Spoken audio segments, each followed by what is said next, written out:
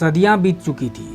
उज्जैन के महान सम्राट विक्रमादित्य का वैभव अब इतिहास की धूल में दब चुका था। उनका आलीशान महल खंडहर बन चुका था, लेकिन उस जगह की मिट्टी में आज भी एक अजीब सा तेज था। धारा नगरी के राजा भोज जब उस स्थान पर पहुंचे तो उन्होंने एक टीले से खुदाई के दौरान एक दिव्य और अलौकिक स्वर्ण सिंहासन प्राप्त किया।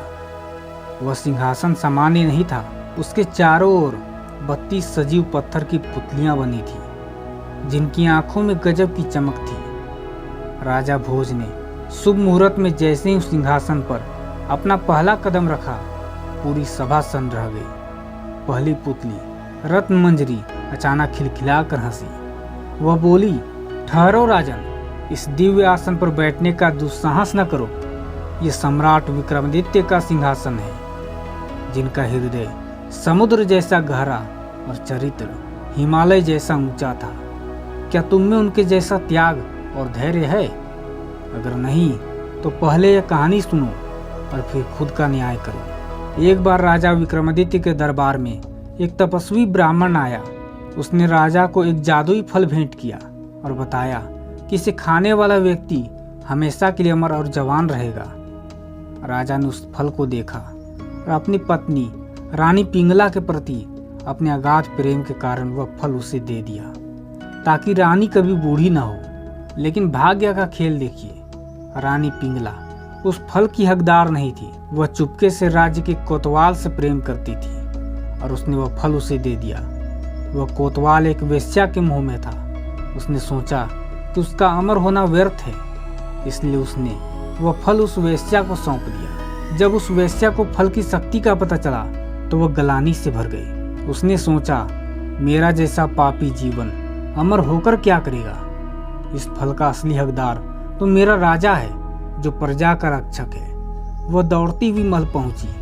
वह जादुई फल वापस राजा विक्रमादित्य के चरणों में रख दिया। जब राजा को पूरी सच्चाई का पता चला तो उनका हृदय छलनी हो गया। अपनी प्रिय पत्नी का विश्वासघात जानकर भी उन्होंने अपना आपा नहीं खोया। उन्होंने वह फल खाया नहीं, बल्कि सम्मान के साथ उस मिट्टी में दफन कर दिया। पुतली रत्न मंजरी ने राजा भोज की आंखों में झांकते हुए पूछा, बताओ राजन, इस कहानी में सबसे बड़ा रानी कौन है? वह वेश्या जिसने अमरता का सुख ठुकराया था, या वह राजा जिसने धोखा खाकर भी फल को मिट्टी में मिला दिया? राजा भोज बोले, निश्चित ही वह वेश्या जिसने अपनी मुक्ति से ऊपर राजा का जीवन समझा। पुतली फिर हंसी और बोली, नहीं राजन, सबसे बड़े दानी विक्रमादित्य थे। वेश्या ने तो अपनी आत्मग्लानि में फल दिया, लेकिन राजा ने अपने प्रतिशोध और अमर होने के मोह का दान किया। अपनी पत्नी की बेवफाई जानने के बाद भी उन्होंने उसे सजा नहीं दी, बल्कि ये समझ लिया कि संसार नश्वर है। उन्होंने खुद अमर होने के बजाय उस ईश्वरीय वरदान को प्रकृति को सौंप दिया। पुतली ने अंत में कड़वा सवाल दागा, राजन, क्या आप में इतना साहस है कि धोखा मिलने पर भी आप प्रतिशोध को त्याग सके? राजा भोज निरुत्तर हो गए और पुतली फिर से पत्थर की बन गई।